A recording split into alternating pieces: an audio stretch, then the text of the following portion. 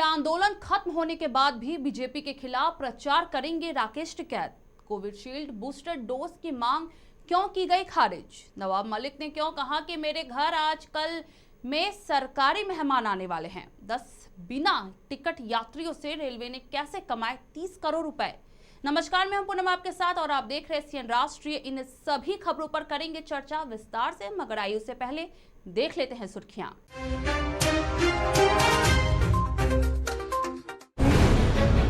उत्तर प्रदेश में प्रधानमंत्री ने मंच से दी सीडीएस रावत को श्रद्धांजलि। कहा वे जहां होंगे वहां से देश को आगे बढ़ते देखेंगे।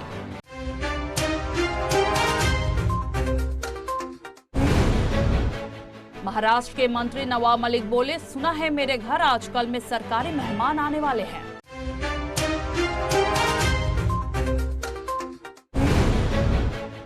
अभी गाजीपुर बॉर्डर नहीं छोड़ेंगे, राकेश टिकैत बोले। किसानों को वापस लौटने में भी लगेंगे अभी 4 से 5 दिन।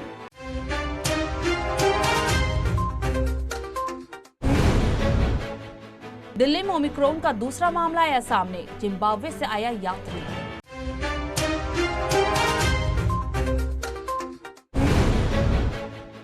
बंगाल के राज्यपाल जगदीप धनखड़ का ममता बनर्जी पर हमला। कहा 15 किलोमीटर रेंज की बात करके समस्याएं पैदा क्यों करती हैं सीएम?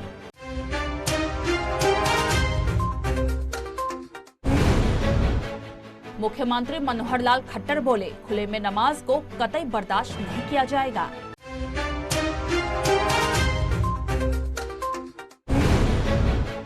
मुंबई में ओमिक्रॉन का खौफ, लगी धारा 144, नियम तोड़ने पर कड़ी कार्रवाई की चेतावनी।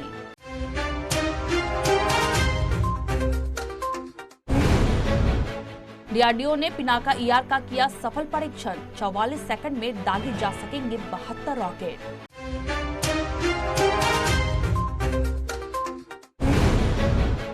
कोविशील्ड बूस्टर डोज की मांग खारिज। एक्सपर्ट कमेटी ने क्लिनिकल ट्रायल का डेटा मांगा।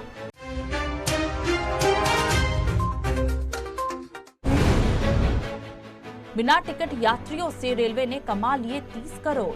8 माह में प्रयागराज मंडल की जबरदस्त कमाई।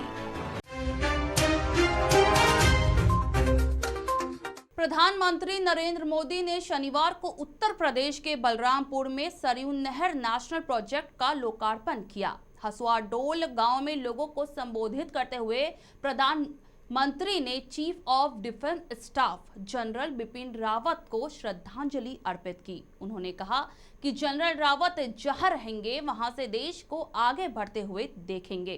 प्रधानमंत्री ने यह भी कहा, 8 दिसंबर को हेलीकॉप्टर दुर्घटना में मारे गए सभी वीर योद्धाओं के प्रति अपनी संवेदना व्यक्त करता हूं।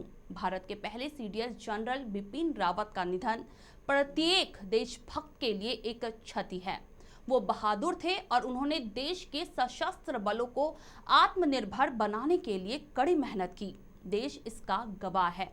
पीएम मोदी ने आगे कहा, जब भी हम अयोध्या में राम मंदिर की बात करेंगे, बलरामपुर रियासत के महाराजा पटेश्वरी प्रसाद सिंह के योगदान का उल्लेख भी किया जाएगा। बलरामपुर के लोग पारखी हैं। उन्होंने नानाजी देशमुख और अटल बिहारी वाजपेयी के रूप में 2 भारत रत्न दिए हैं।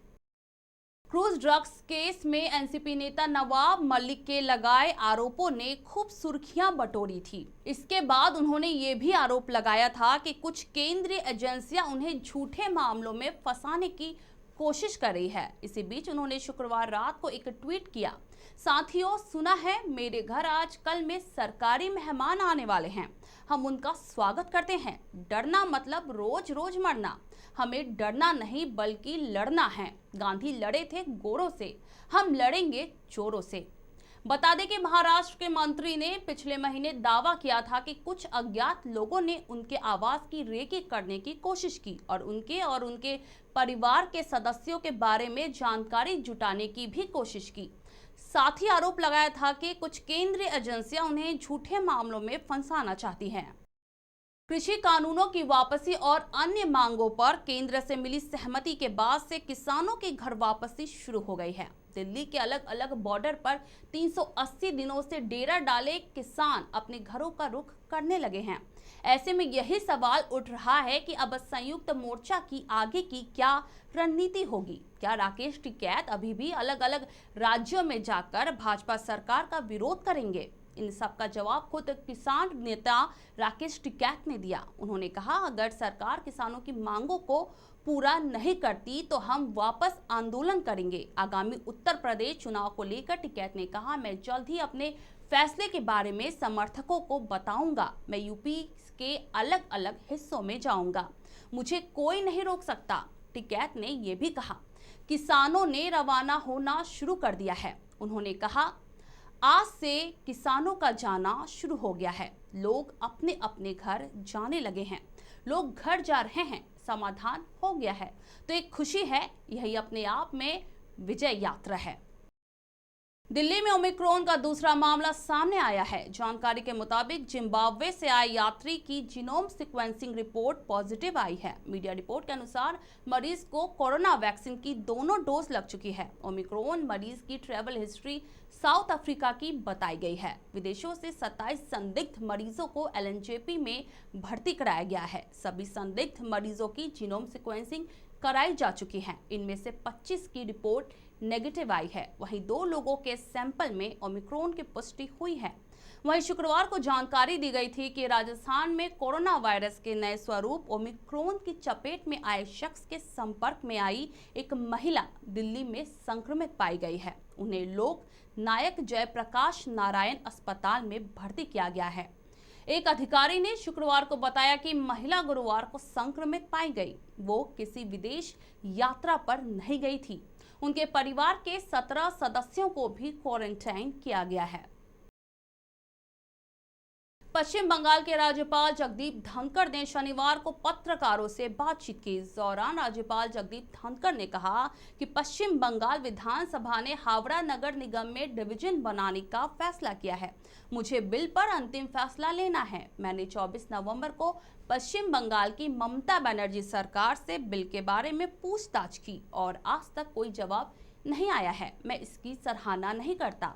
इसके अलावा राज्यपाल जगदीप धनखड़ ने भारतीय सुरक्षा बलों के दायरे को लेकर भी बयान दिया। राज्यपाल का कहना है कि सीमा सुरक्षा बल देश की सुरक्षा के लिए काम कर रहा है। अधिकार क्षेत्र के संबंध में ये निर्णय लिया गया कि वे 50 किलोमीटर की सीमा में काम करेंगे। फिर CM Mamata Banerjee 15 kilometre range की बात क्यों करती है और स्थानीय पुलिस और बीएसएफ के बीच समस्याएं पैदा क्यों करती है? आपको जानकारी के लिए बता दें कि केंद्र की मोदी सरकार ने हाल में भारतीय सीमा सुरक्षा बल कानून में संशोधन कर पंजाब, पश्चिम बंगाल और असम में अंतर्राष्ट्रीय सीमा से लगते 15 किलोमीटर के दायरे की बजाय 50 किलोमीटर के दायरे में सुरक्षा बलों को तलाशी, जब्ती और गिरफ्तारी का अधिकार दिया था।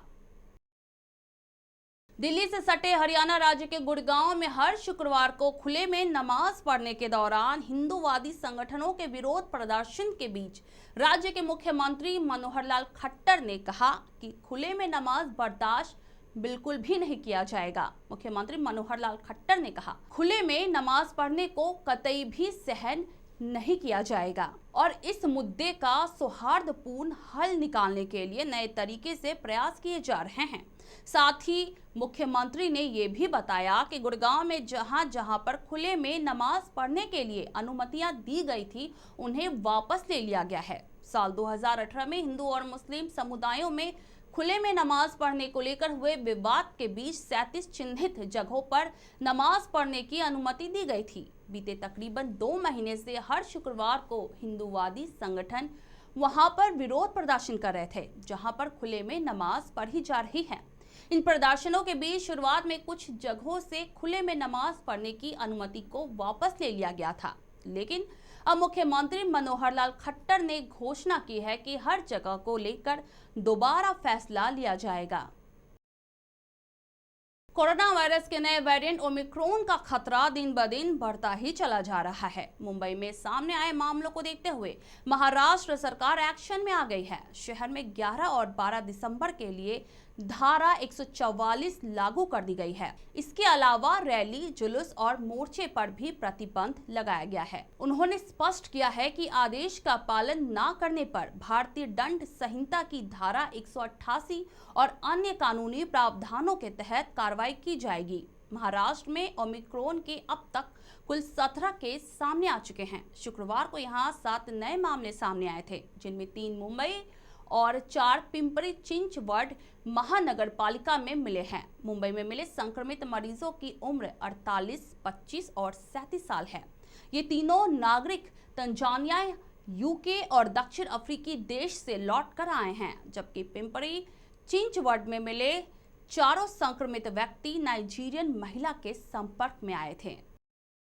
रक्षा के क्षेत्र में भारत को एक और बड़ी कामयाबी हाथ लगी है। शनिवार को defence research and development organisation ने स्वदेशी rocket launcher system Pinaka ER का सफल परीक्षण किया। DRDO ने इस बात की जानकारी दी। DRDO ने बताया कि ये परीक्षण राजस्थान के पोखरण में किया गया। इस multi barrel rocket launcher system को DRDO के armament research and development establishment और पुणे की high energy material research lab ने मिलकर तैयार किया है।